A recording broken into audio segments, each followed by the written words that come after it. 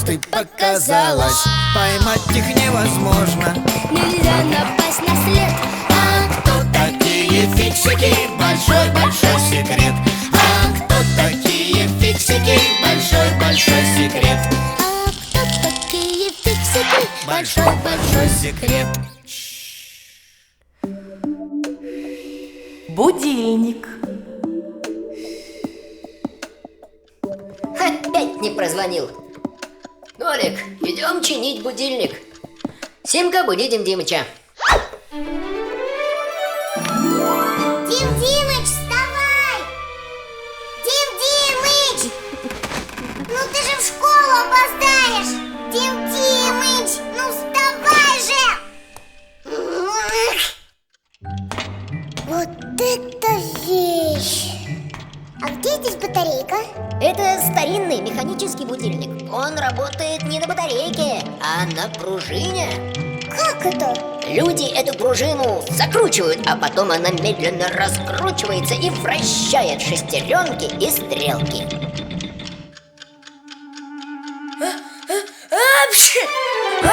Что? Будильник сломался! Бежим умываться! Дим Димыч, ты что, только встал? Пап, у меня будильник сломался. Все ясно. Перо в шестеренки попало. Нолик, помогай.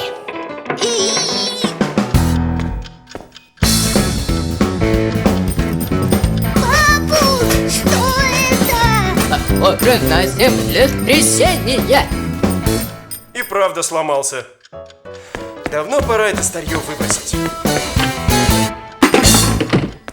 Дим Димыч, я ушел. Не опоздай в школу. Хорошо.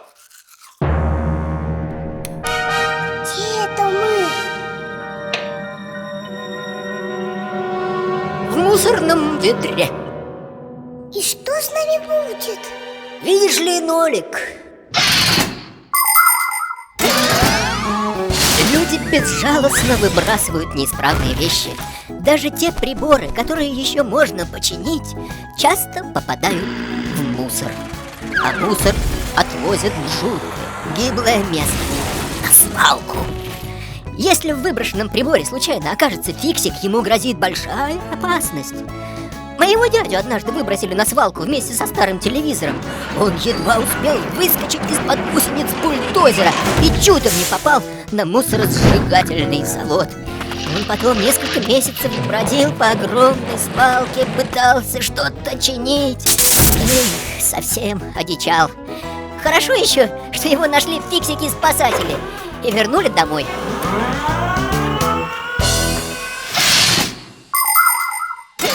Не хочу тебя пугать, но мы рискуем попасть на свалку. Папа, я боюсь. Ой, а куда будильник делся? Может, его мой папа забрал в ремонт отнести? Ну там же Нолик и Папус. Сейчас еще чуть-чуть.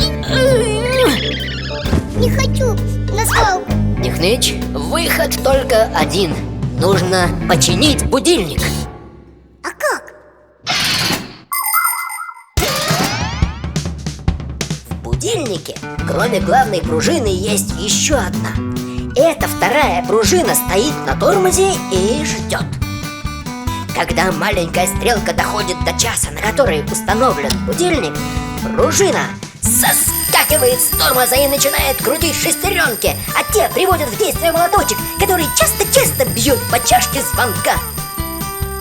Вот откуда берется звон. Значит, это перо мешает шестеренкам крутиться и не дает молоточку звонить. Точно. Я буду раскачивать колесо, а ты тащи. И раз, и два, и три. Тыдыщ!